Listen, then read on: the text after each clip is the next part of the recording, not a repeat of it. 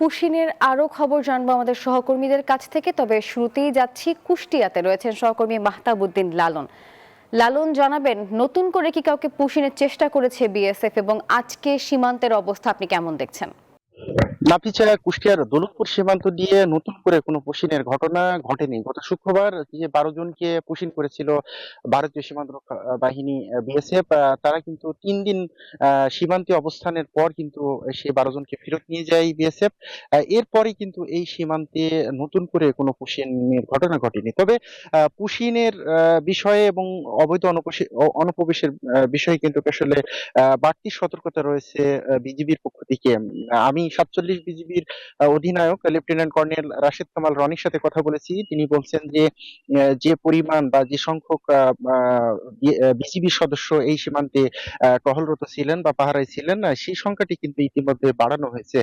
তিনি বলছেন যে যেহেতু এই সীমান্তের বেশ কিছু অংশে কাঁটাতার নেই, যে কারণে এই অংশ দিয়ে আসলে পুশিন বা অনুপ্রবেশের ঝুঁকি বেশি।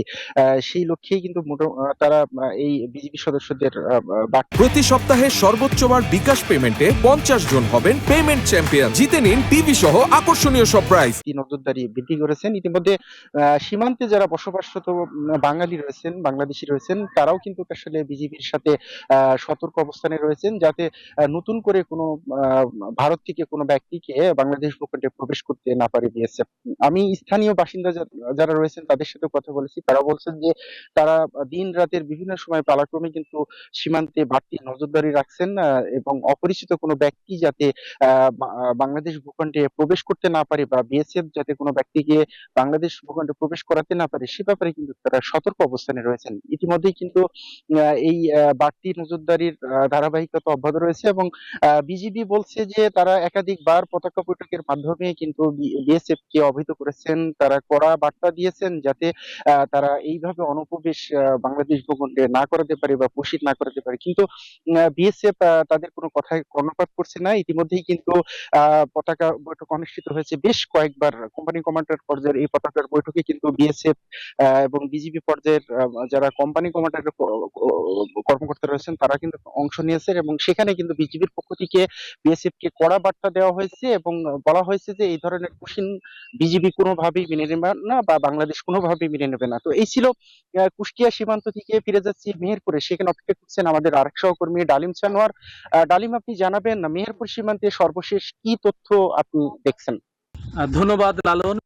দিয়ে আজকে সকাল 6টার দিকে 4 জনকে পুশিন করার চেষ্টা করেছিল বিএসএফ। এর পিছনে অনেকগুলো কারণ আছে বলছেন স্থানীয়রা, যেমন সিটিজেন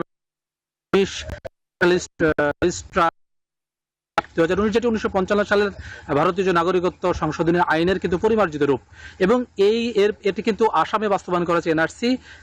পরবর্তীতে আসামে কিন্তু প্রায় 19 লক্ষ ব্যক্তির নাগরিকত্ব বাতিল করা হয়েছিল, যার মধ্যে 5 লক্ষ মুসলিম, 14 লক্ষ অমুসলিম। 5 লক্ষ মুসলিমের কপাল কিন্তু পড়েছে। ইতিমধ্যে পশ্চিমবঙ্গে ভারতীয় জনতা পার্টির সরকার গঠন করেছে শুভেন্দু অধিকারী, সেখানকার মুখ্যমন্ত্রী ইতিমধ্যে বলেছে আরো 800 জন রয়েছে ভারতের বিভিন্ন ডিটেনশন সেন্টারে, যাদেরকে বাংলাদেশে কিন্তু ছেড়ে দেওয়া হবে বলছে। তারই ফলাফল কিন্তু আজকের এই আমরা অবস্থান করছি 117 নম্বর যে সীমান্ত মেইন প্লার, সেই 117 নম্বর মেইন প্লারে কিন্তু আমরা অবস্থান করছি, এবং সেখানে কিন্তু এই পুশিনের ঘটনাটি আজকে ভোর রাতে, অর্থাৎ বেশ বৃষ্টিস্নাত আবহাওয়া ছিল, যেখানে সাধারণ লোকসমাগম কম ছিল। এই চিন্তা করে হয়তো ভারতীয় সীমান্তরক্ষী বাহিনী এই কাজটি করেছে কিনা সেটি চিন্তার বিষয়। ইতিমধ্যে বিজেপি বিএসএফ সম্মেলন হয়েছে, আন্তঃরাষ্ট্রীয় পর্যায়ে কথা হয়েছে পুশিন রোধ করার, কিন্তু কোনো কিছু হচ্ছে না।